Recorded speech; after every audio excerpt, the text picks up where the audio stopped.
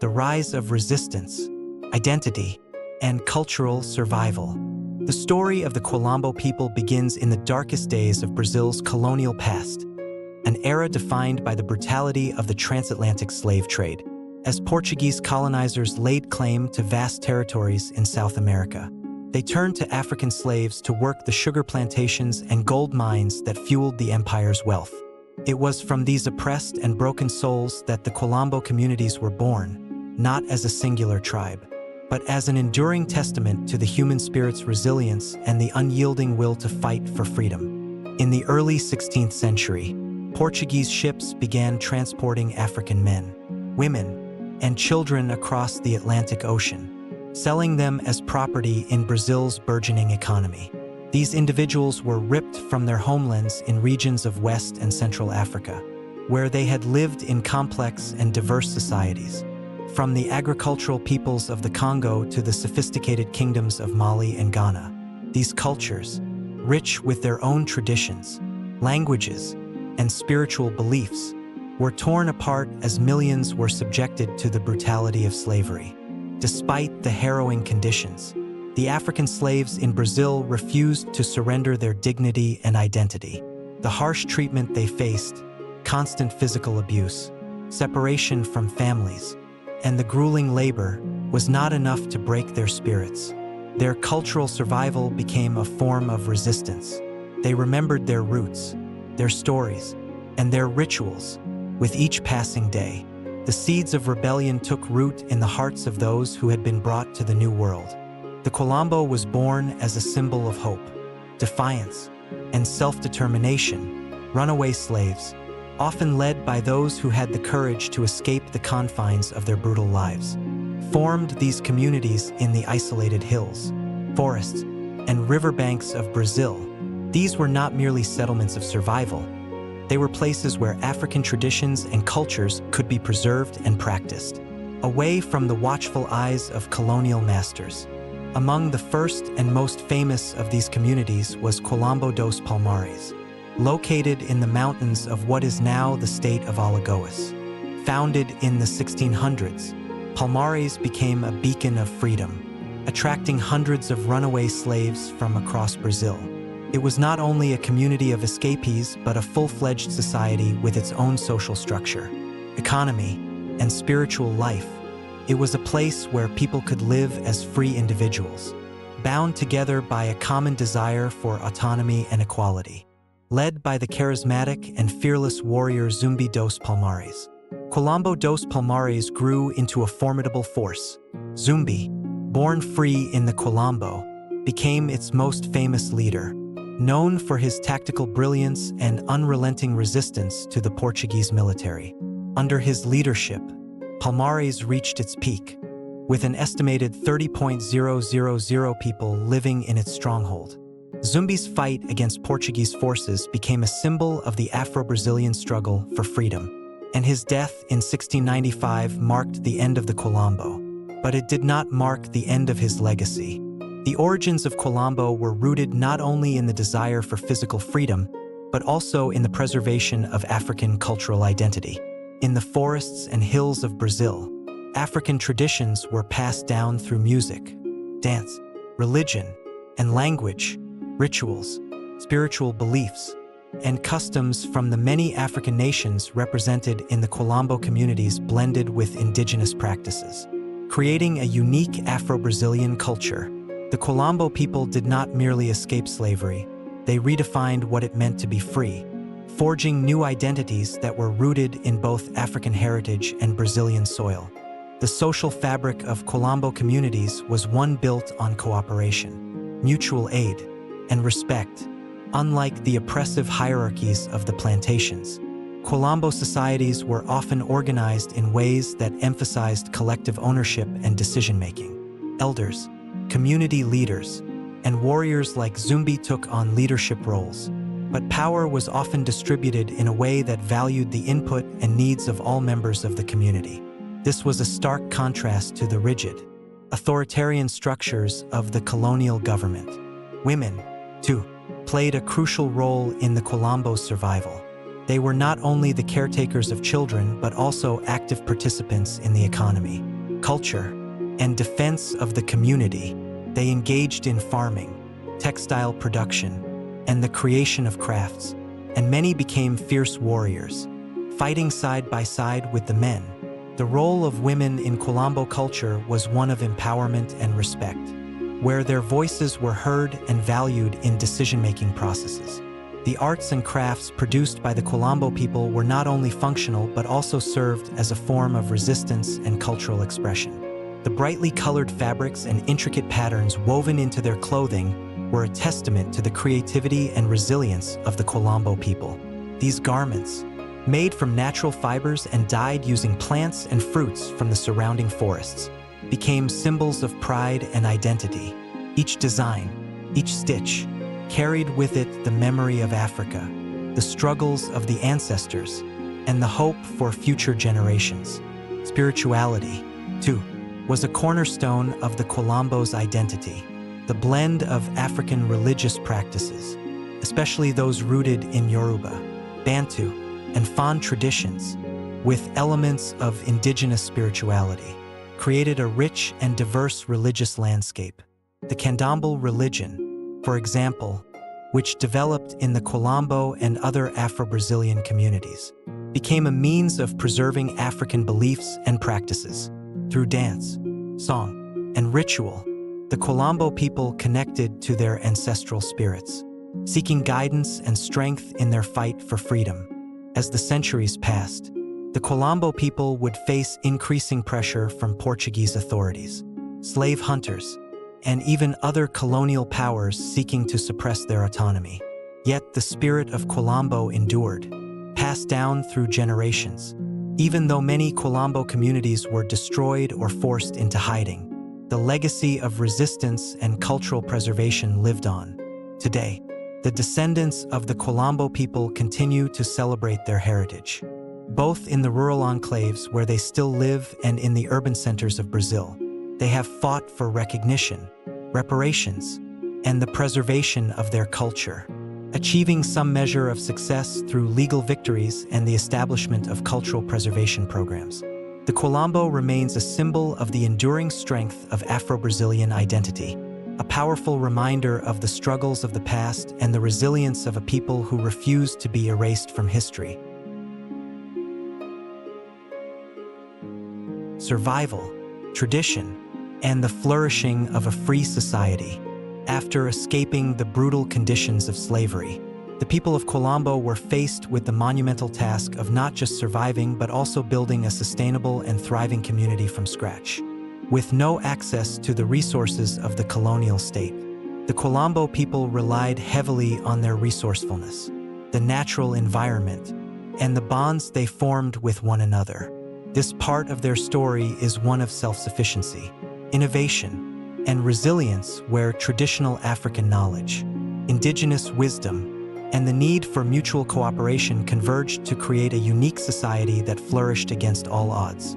The Quilombo economy, at its core, was based on subsistence farming, hunting, and fishing. The natural landscape of Brazil, with its dense rainforests, sprawling savannas, and winding rivers, provided the Quilombo people with abundant resources that they learned to utilize with great skill and ingenuity, far from the exploitative agricultural practices that defined the plantations.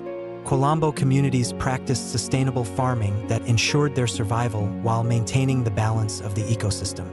In the early days of Quilombo, agriculture was the backbone of the community's economy. The Quilombo people cultivated a variety of crops, many of which were brought over from Africa, and others that were indigenous to Brazil. Cassava, maize, beans, and sweet potatoes were staple foods that provided essential nutrients for the community. These crops were relatively easy to grow, and with careful rotation and maintenance, they ensured a steady food supply. The Quilombo people were also skilled at growing tropical fruits like bananas, coconuts, and mangoes, which provided an additional source of nutrition. The women of the Quilombo played a particularly important role in agriculture. They were responsible for planting, tending, and harvesting the crops, and their deep knowledge of agriculture, much of which had been passed down from their African ancestors, was essential for the success of the Quilombo. In many cases, women also managed the food storage and distribution systems within the community. Their ability to preserve food for lean times, especially through drying and fermentation techniques, was key to maintaining the Quilombo's resilience. The sustainable farming practices of the Quilombo people were rooted in the principle of respect for the land. Rather than exploiting the environment for maximum yield, they worked in harmony with nature, ensuring that the soil remained fertile and the ecosystem was protected. This holistic approach to agriculture was informed by a deep cultural understanding of the land's rhythms, something that African agricultural traditions had long emphasized. While agriculture was central to the Quilombo economy, hunting and fishing were also essential activities that supplemented their diet. The forests of Brazil provided a wealth of animals, including deer, peccaries, and capybaras, as well as smaller game like rabbits and birds. These animals were hunted for their meat, which provided protein for the Quilombo people.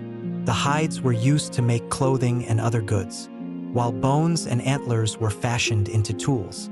The Quilombo people employed a variety of hunting techniques, many of which were passed down from their African ancestors. They used bow and arrows, spears, and traps to catch game. These methods were both efficient and respectful of the animals they hunted, ensuring that their population remained sustainable. The use of fire in hunting, such as creating controlled burns to drive animals into traps, was a technique borrowed from indigenous practices and refined by the Quilombo people. Fishing, too, played a vital role in the Quilombo's economy. Brazil's rivers and lakes were teeming with fish, and the Quilombo people employed several methods to catch them. They used nets, spears, and fish traps to catch species like piranhas, tilapia, and catfish. The fishing techniques were a blend of African and indigenous practices, demonstrating the adaptability of the Quilombo people in their new environment. The rivers also provided a source of fresh water, which was essential for drinking, cooking, and irrigation. Craftsmanship, particularly textile production, was another important aspect of life in the Quilombo. The Quilombo people were skilled artisans, and their creations were not just functional but also beautiful, reflecting the rich cultural heritage of both their African ancestors and the indigenous peoples of Brazil. Weaving was a major craft, and the Quilombo women were primarily responsible for making clothing, baskets, mats, and other items used in daily life. The natural fibers found in the surrounding environment, such as cotton, bamboo, and palm fibers, were transformed into textiles and other goods. These materials were used to create durable, weather-resistant fabrics for clothing, as well as intricate decorative pieces that showcased the artistic talents of the Quilombo people. The bright colors and patterns used in their textiles were often symbolic, representing various aspects of their culture, spirituality, and resistance. Clothing was not just a means of protection from the elements, it was a statement of identity and pride. The tradition of dyeing fabrics with natural pigments was another craft passed down through generations. The Quilombo people used plants, berries, and roots to create dyes in vibrant colors, which they used to decorate their clothing and textiles. The art of dyeing was a highly prized skill, and the dyes were often reserved for ceremonial clothing or special occasions. Although the Quilombo people lived in isolation, they were not entirely cut off from the outside world. Trade was a vital part of their survival, and the Quilombo people exchanged goods with neighboring indigenous tribes, other runaway slave communities, and even European settlers. The trade routes were often carefully guarded, with the Quilombo people using their knowledge of the land and their strategic position in the jungle to protect their borders from intruders. The goods traded by the Quilombo people included agricultural products, crafts, woven textiles, and hunting supplies. In exchange, they received salt, tools, and other manufactured goods that were difficult to produce within the Quilombo. This trade network allowed the Quilombo people to acquire items they needed while also maintaining their independence and self-sufficiency. The Quilombo people also participated in a form of barter economy, where goods and services were exchanged directly without the use of currency. This system was based on mutual trust and respect, and it helped to reinforce the tight-knit social fabric of the community. Religion, rituals, and the preservation of African identity.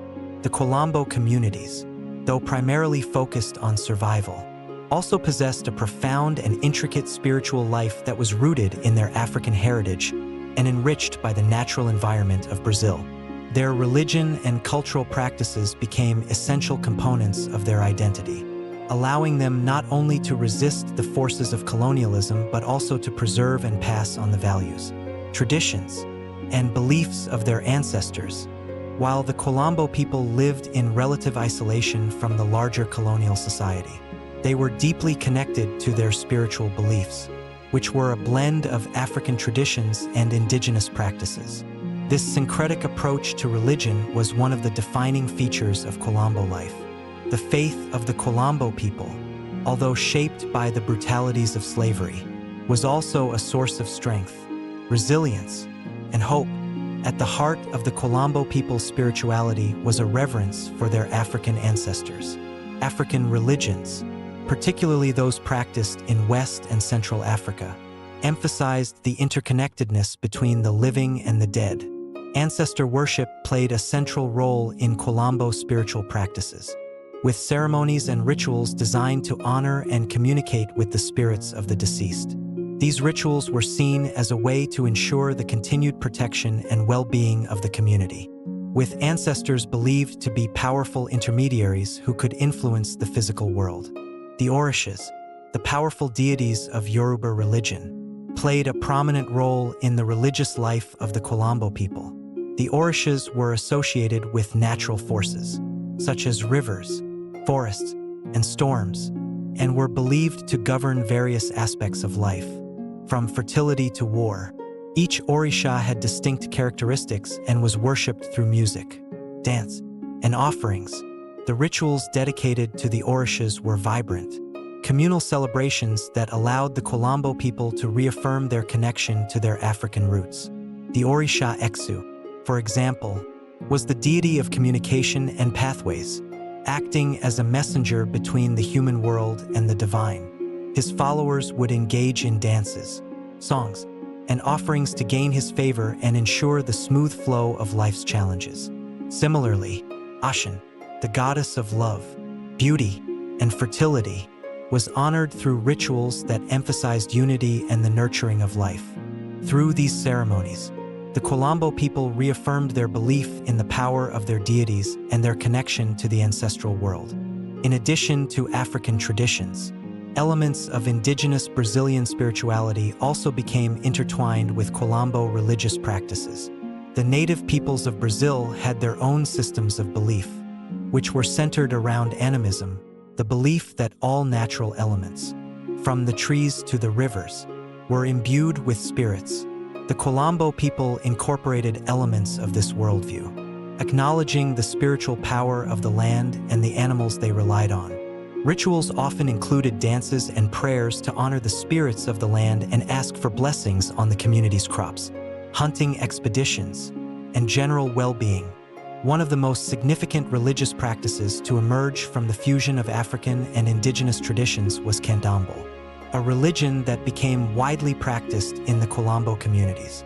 Candomblé, which originated in Bahia, is a syncretic religion that blends elements of Yoruba, Fon, and Bantu religions with Catholicism and indigenous beliefs. It was practiced in secret, as the colonial authorities viewed African religions with suspicion and often sought to suppress them. In Candomblé, the worship of the Orishas is central. The terreiros, or religious centers, were places of worship where people would gather to participate in rituals, music, and dance. These rituals were marked by trance-like states in which followers would become possessed by the Orishas, channeling their energy and power. The songs and dances were deeply tied to African rhythms and movements, which, despite the cultural suppression, flourished in the Quilombo communities as a way of maintaining their spiritual and cultural identity. Candomblé also places a strong emphasis on the community.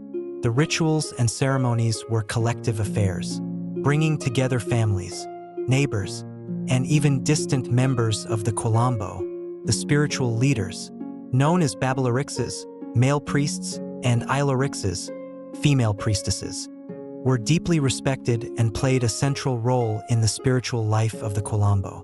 These leaders were responsible for conducting ceremonies, offering guidance, and ensuring that the community remained in harmony with the spiritual world. Rituals and ceremonies in the Quilombo were not limited to religious observances.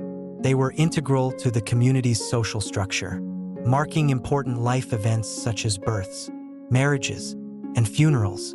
Rituals helped to maintain a sense of order and belonging, reinforcing the values of solidarity, respect, and cooperation that were central to Quilombo society.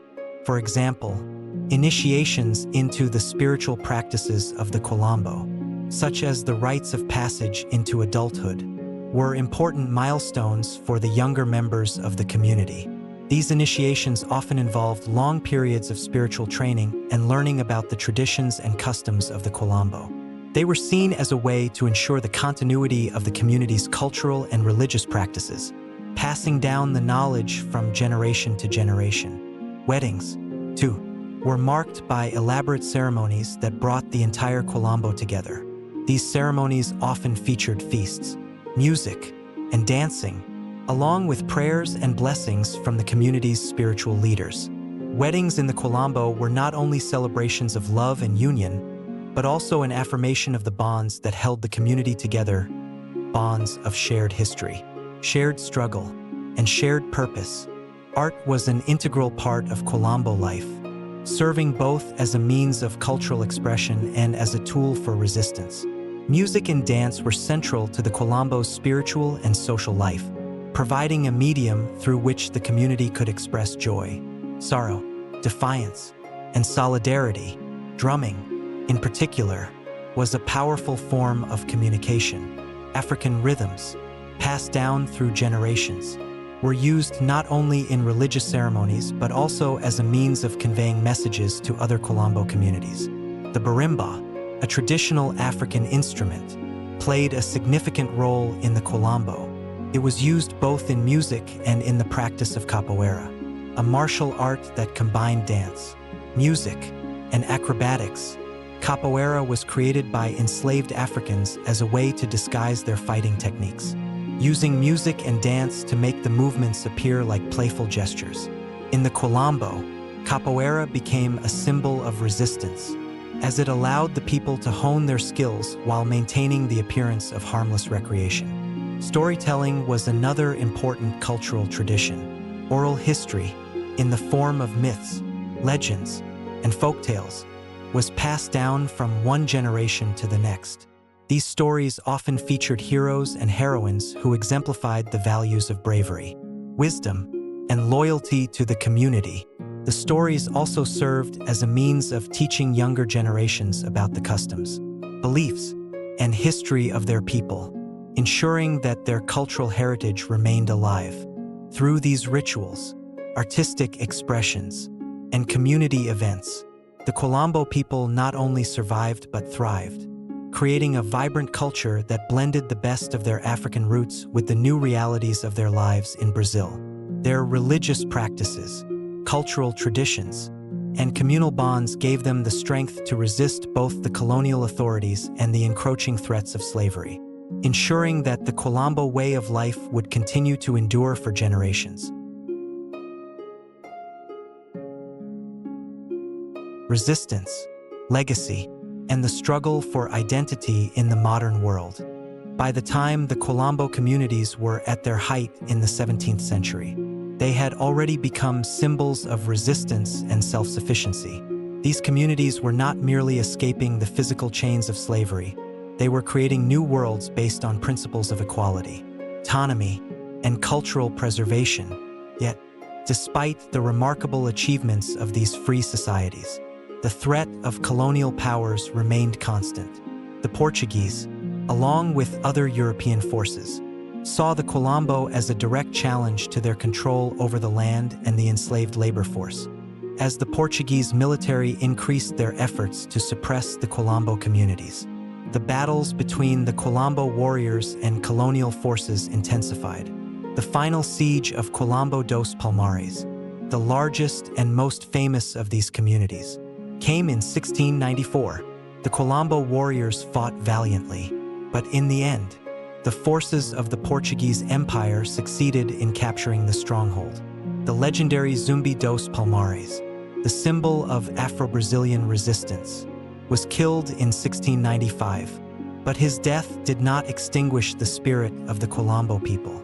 Instead, it sparked a new wave of resistance and further efforts to protect the rights of Afro-Brazilian communities. The fall of Palmares did not mark the end of the Quilombo legacy.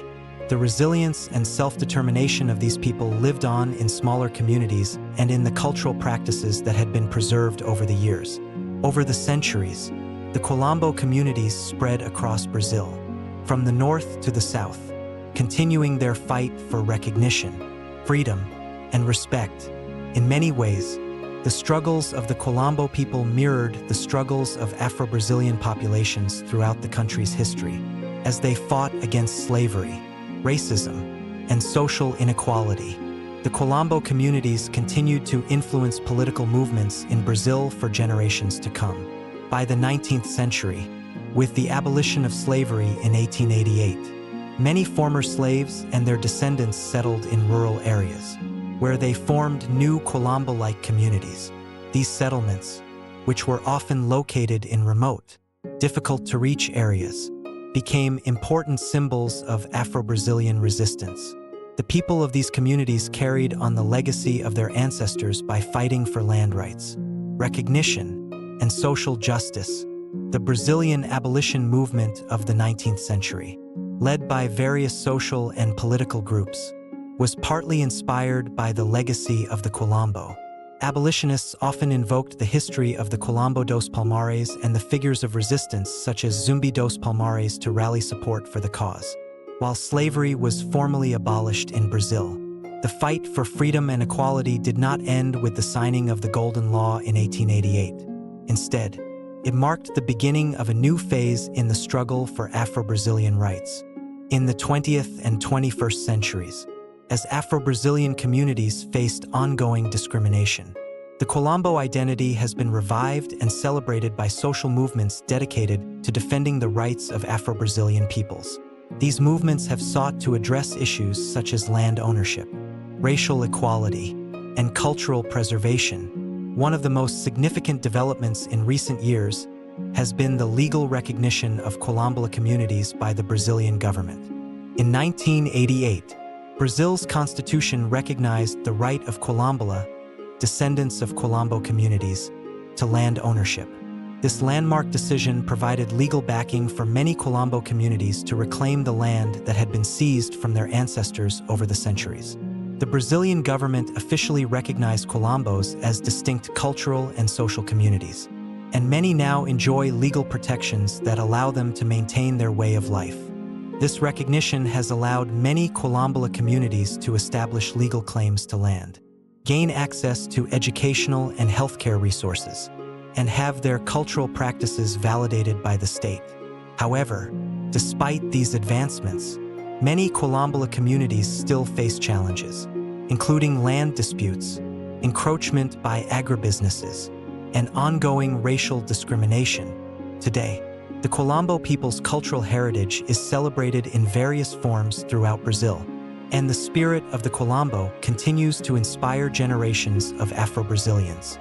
The music, dance, and religious practices that once served as the foundation of Quilombo life have been passed down through the generations, evolving into modern expressions of Afro-Brazilian identity.